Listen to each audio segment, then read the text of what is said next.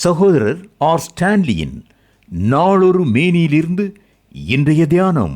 தடம் புரண்ட ஓட்டம் அனைத்தும் பாங்காகவும் ஒழுங்காகவும் செய்யப்பட வேண்டும். 1 கொரிந்தியர் 14:40. 100 மீட்டர் ஓட்டத்தில் ஒலிம்பிக் சாதனையை முறியடிக்கும் அந்த மின்னல் வேக மணித்துளிகள் உலகத்தின் பல முனைகளிலும் இருந்து அக்காட்சியை நாற்காலி விளிம்பில் அமர்ந்து கண்ணுற்ற பார்வையாளர்களுக்கு அற்புத அதிவிரைவான மனிதனாய் காட்சியளித்தான் பென் ஜான்சன். ஆனால் அந்த சாதனை அதிக நேரம் நிலைக்கவில்லை. வழங்கப்பட்ட தங்கப்பதக்கம் பறிக்கப்பட்டது.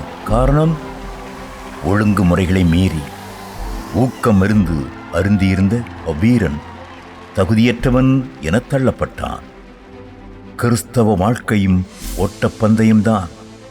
சட்ட திட்டங்களும் ஒழுங்குமுறைகளும் இல்லாத ஓட்டப்பந்தயம் அங்கீகரிக்கப்படாது.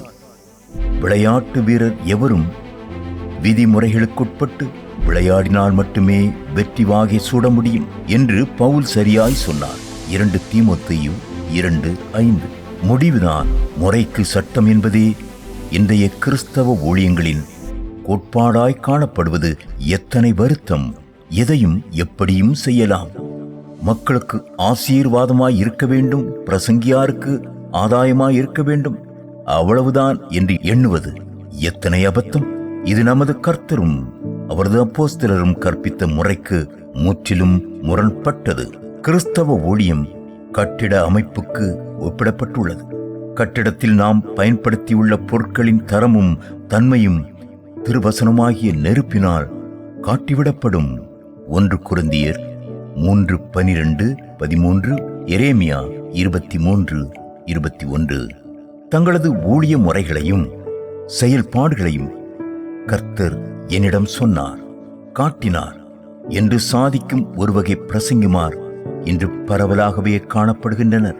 இவர்களை குறித்து சிந்திக்கவும் நிதானிக்கவும் மக்கள் நினைப்பதில்லை. சிலர் அஞ்சுகின்றனர். எழுதப்பட்டுள்ள தேவ வார்த்தைகளை தேவன் ஒருபோதும் மாற்றுகிறவர் அல்ல என்பதை நாம் திட்டமாய் அறிந்து கொள்ள வேண்டும். பணம் சேகரிக்கும் முறைகளையும் ஊழிய முன்னேற்ற திட்டங்களையும் வகுக்கும் போது வேத அடிப்படை விதிகளை மறவாதிருப்போம். அதைப் போலவே ஊழியங்களிலிருந்து பிரிந்து போகும் நபர்களை குறித்தும் ஒழுங்கு முறைகள் கடைபிடிக்க வேண்டும்.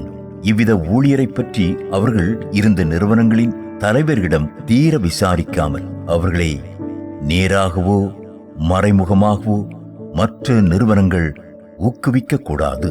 பிறனுடைய வேலைக்காரனை இச்சியாதிருப்பாயாக. யாத்ராகமம் 20:17. பிறர் நமக்கும் நமது ஊழியத்திற்கும் எதை செய்யக்கூடாது என்று விரும்புகிறோமோ அதை நாமும் அவர்களுக்கு செய்யாதிருப்போம். உங்கள் வழிகளை சிந்தித்து பாருங்கள் என்று தீர்க்கன் ஆகாய் திரும்ப திரும்ப அறைகூவினான். ஆகாய் 1:5-7. வெற்றியை விட உத்தமம், புகழை விட புனிதம், அகலத்தை விட ஆழம், உணர்ச்சி வசத்தை விட தியாகம், வசதியை விட மனசாட்சி, இவையே விண்ணரசின் மதிப்பீடுகள். கடவுளின் மனிதரால், கடவுளின் வேளையில், கடவுளின் முறையில் செய்யப்படும் கடவுளின் பணிக்கு கடவுளின் ஆதரவு இல்லாது போகாது என்பது நிச்சயம்.